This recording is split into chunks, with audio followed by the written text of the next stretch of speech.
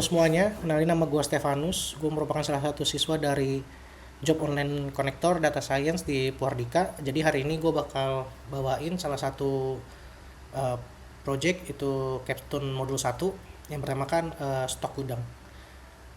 Nah, untuk awal-awal itu gue bikin satu list dari produk. Itu isinya ada 6 field, barcode ID, name, kategori, quantity, price, dan location.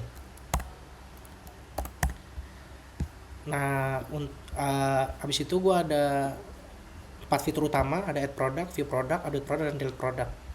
Nah, di add product ini langsung aja ya, kita langsung ke menu add product. Itu ada satu fitur utama, itu untuk add product. Langsung aja di add product. Oh iya, tadi gue lupa bilangin kalau di produk kan ada barcode ID ya. Barcode ID ini sifatnya unik, jadi setiap produk itu nggak boleh punya barcode ID yang sama. Makanya di sini awal-awal gue tuh minta inputan masukin barcode ID-nya. Jadi untuk pastiin barcode ID-nya nggak unik, kalau misalnya masukin gini dia langsung muncul errornya, ya kan. Tapi kalau gue misalnya masukin kayak gini, nah dia langsung masuk ke sini. Minta inputan name, kategori, quantity, price, dan location. Nah, fungsi ini tujuannya untuk memvalidasi supaya string nggak boleh kosong. Untuk fungsi yang ini tujuan untuk memvalidasi supaya integer inputannya nggak boleh kosong dan tipenya harus angka atau integer. Nah, untuk di locationnya itu gue pecah jadi dua. Itu gue ada serve, ada row. Kenapa gue bikin kayak gini? Ini untuk meminimalisir error input dari si user. Lalu baru gue sambungin di sini. Terus kalau udah gue munculin. Terus kalau udah munculin ada confirmation di sini, yes atau no. Kalau yes dia bakal append produknya. Kalau misalnya enggak dia bakal muncul ini. Sebenarnya selain yes dia bakal cancel ya. Kita coba aja. 10. Terus self-nya 1, ini 6, 5. Nah, kalau udah ada kayak gini gue tahu yes aja. Nah, dia bakal masuk ya. Itu untuk add produknya. Terus yang kedua itu ada manage product. Yang menu kedua itu ada view product. Di view product ini ada dua, ada view all product sama search product. Nah, di view all product ini ya kayak biasa, cuma munculin semua produknya dengan optional parameter ya. Kalau misalnya kosong dia langsung munculin semua produk. Lalu di fungsi kedua itu ada namanya manage product search. Kenapa gue namanya manage? Karena di sini dia bisa search, filter, dan sorting. Jadi awal-awal itu gue ada suruh tampung produknya itu di search product. Ini ada search product, itu nge-return produk. Dimana di sini awal-awal gue tanya dulu nih, si user itu mau nyari berdasarkan apa, barcode ID, name, kategori, atau location. Misalnya search product, terus by barcode ID. Nah, kayak gini ya. Terus kalau misalnya udah, kan dia bakal munculin. Nah, tapi di sini ada yang unik. Kenapa? Karena kalau kalian kalau misalnya lihat di sini itu ada search by location. Nah, kenapa search by location tuh gue pisah? Karena balik lagi location itu ada dua, ada self, ada row. Jadi bisa aja user itu misalnya gue mau cari barang-barang yang ada di self 1 atau gue mau cari barang-barang yang ada di row 2. Ya biasanya sih pasti self aja ya, row kan nggak mungkin, pasti self terus tuh yang dicari. Tapi nggak apa-apa, buat siapa tahu pengen dicari juga, gue jadi bikin dua inputan ini. Kalau udah ya di sini agak susah ya, karena gue harus dapetin dulu locationnya, terus gue split pakai koma. Terus kalau udah dapet tuh produk si self-nya ada nggak di produk self, row-nya ada nggak di produk row. Kalau ada di append. Nah, selain location sih ya simpel aja sih, bikin begini aja. Tinggal produknya, tinggal by search by-nya.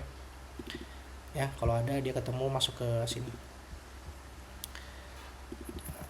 Tapi nggak hanya selesai dari situ, gue harus pastiin dulu produknya ada nggak. Kalau ada dia munculin, kalau nggak ada dia nggak munculin. Tapi pas dicek produknya ada, terus pastiin dulu nih produknya lebih dari satu nggak.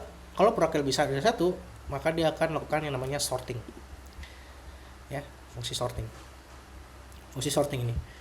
Nah, ini sebenarnya panjang karena ada locationnya ya. Jadi gue jelasin sedikit. Di sini ada minta fieldnya apa, ordernya apa, ya.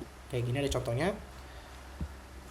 Terus pastiin dulu fieldnya semua yang dimasukin benar formatnya. Terus kalau udah reverse ini nyimpen yang tadi diinput sama user tuh ya, yang di split nih. sort ordernya by descending atau ascending. Kalau udah, tapi harus dicek dulu nih fieldnya location bukan. Kalau location berarti caranya beda, karena gue harus ambil dulu di si locationnya, terus gue split pakai koma, gue ambil yang ke 0 buat self, gue ambil ke 1 buat yang row. Terus reverse-nya ini ya tinggal dari yang sini ya, pakai fungsi sorted. Kalau dia bukan location ya gampang aja, tinggal panggil fungsi sorted, listnya apa, terus fieldnya pengen di ini apa, si sort field ini berdasarkan inputan, terus kita reverse. Nah ini untuk error-errornya, kalau misalnya format sortnya salah ya muncul ini, kalau format buat field ascending ini salah dia muncul ini, kalau misalnya nggak ada yang di sort dia muncul ini. Terus kalau udah tinggal munculin aja, terus kalau nggak ada yang di sort dia muncul ini. Nah kita contohin ya, misalnya kita ada yang di sort misalnya kategori groceries. Nah ini kita mau by quantity, descending. Nah dia bakal muncul 75, 60, 21. Kayak gitu sih untuk yang search-nya. Terus kita ke fungsi berikutnya, itu ada menu update product. Nah di update product ini cuma ada satu menu aja sih, update product. Nah di update product ini pertama-tama itu gue ada panggil fungsi search product gue buat mastiin si user itu mau nge-update data yang mana gini. Nah tuh langsung ada tuh update product price. Jadi kalau misalnya oh ya, ini kalau sebenarnya lebih dari kita ke yang kalau misalnya dia nggak, gue ada validasi di sini antara dia produk lainnya lebih dari satu nggak atau enggak. Kalau enggak ya langsung dong font produk ke 0, karena kan nggak ketemu karena cuma ada satu, otomatis font produk ke 0 itu yang isinya yang pengen diupdate. Nah terus kalau udah tinggal update tim produk aja, terus ini name, enter name. Nah di sini gue kasih pilihan, kalau si user pengen pakai data yang sama ya dia tinggal pencet enter aja. Jadi gue mau rice-nya tetap nih namanya rice, ya udah dia tinggal pencet enter. Contoh ya, misalnya rice-nya gue sama, nah ini juga sama, misalnya quantity-nya pengen gue ubah nih 1000 ya, nggak, ini angkanya biar kelihatan aja bedanya. Terus ini juga gue samain, juga lokasinya gue samain ya.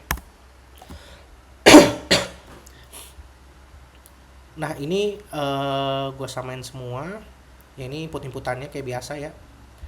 Kalau dia nggak kosong dia isi ini, kalau nggak kosong dia isi ini kan. Kalau ini gue pakai or karena kan ini langsung input ya, tapi kan kalau yang ini gue harus make sure kalau si input ini harus number, tapi dia boleh kosong, makanya sini gue allow empty nya true. Kalau dia nggak ada ya dia langsung isi yang defaultnya. Kalau dia nggak non dia langsung diisi dan sesuai inputannya. Kalau non ya tinggal ini nggak usah diubah ya. Ini juga sama, price nya juga sama kayak gini. Sama balik lagi untuk yang location, ini agak ribet ya. Intinya locationnya dia harus masukin satu-satu si cell sama si row nya.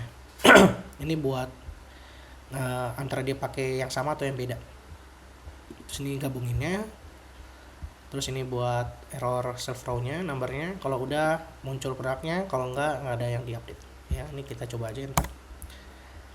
Nah pas kita cek ya, ini ya tadi ya rice groceries, ini yang kita ubah kan ini. Nah udah langsung keubah ya. Menu berikutnya itu ada delete. Nah di delete ini cuma ada satu fungsi, delete product. Nah di delete product ini sama ya, gue pakai search product juga. Nah ini gue contohin yang kalau misalnya lennya lebih dari satu, misalnya kategori groceries. Nah kan lennya lebih dari satu kan. Nah kalau lennya lebih dari satu itu kan gue nanya tuh mau produk yang di delete yang mana. Ya udah misalnya gue mau delete yang 4. Nah yes, nah dia langsung hilang ya. Jadi sebenarnya yang len ini sama yang kayak tadi di itu juga sama kayak gitu. Ini kayak gini, terus kalau ketemu dia remove. Kalau ini udah delete, terus ini udah cancel. Itu aja sih kalau presentasi gue hari ini. Terima kasih semuanya.